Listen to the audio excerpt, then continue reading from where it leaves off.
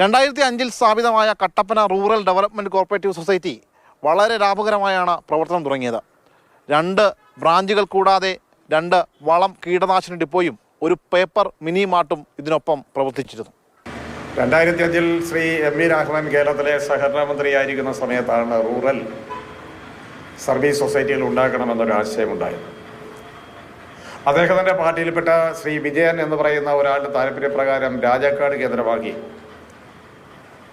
താലൂക്ക് മുഴുവൻ പ്രവർത്തന പരിധിയുള്ള ഒരു സംഘം രജിസ്റ്റർ ചെയ്തു. ഒരു റൂറൽ കോപ്പറേറ്റീവ് സൊസൈറ്റി രജിസ്റ്റർ ചെയ്തു.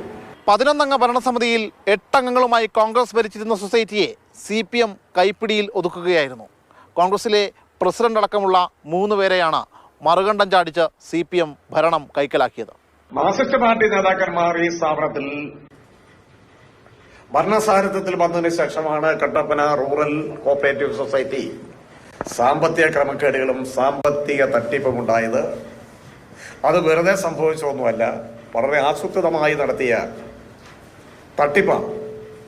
കോൺഗ്രസിന്റെ കാലത്തുണ്ടായിരുന്ന ബാങ്ക് സെക്രട്ടറിയെ സസ്പെൻഡ് ചെയ്തായിരുന്നു CPMന്റെ ഭരണത്തുടക്കം. പിന്നീട് 3000-ലധികം അനുഭാവികളായിട്ടുള്ള പാർട്ടിക്കാരെ സഹകാരികളാക്കി. 2021 തെരഞ്ഞെടുപ്പിൽ ബാങ്കിന്റെ ആധിപത്യം പൂർണ്ണമായും CPMന് ലഭിച്ചു. രാഷ്ട്രീയ വിരോധത്തിന്, രാഷ്ട്രീയ സമ്മർദ്ദത്തിന് വിധേയമാകാതിരുന്നതിന്റെ പേരിൽ സെക്രട്ടറിയെ മർദ്ദിക്കുകയും ക്രൂരമായി ആക്രമിക്കുകയും ചെയ്തു. പറഞ്ഞിട്ട് സെക്രട്ടറിക്കെതിരെ നടപടി സ്വീകരിച്ച് സെക്രട്ടറിയെ പുറത്താക്കി.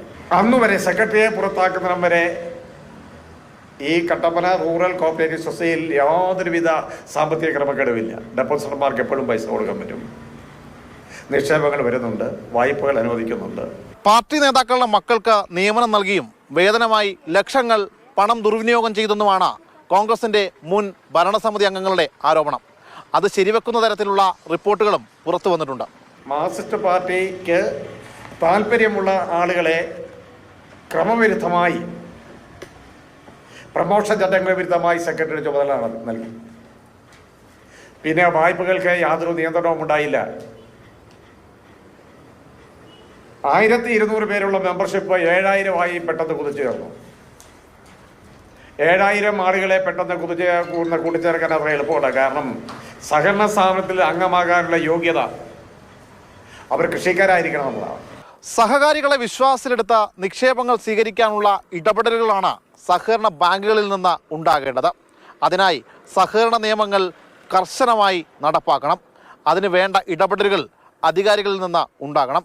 വിനു കാഞ്ഞിരപ്പള്ളിക്കൊപ്പം ശ്യാമപ്രസാദ് ഉത്തമൻ, മാതൃഭൂമി ന്യൂസ്, കട്ടപ്പന.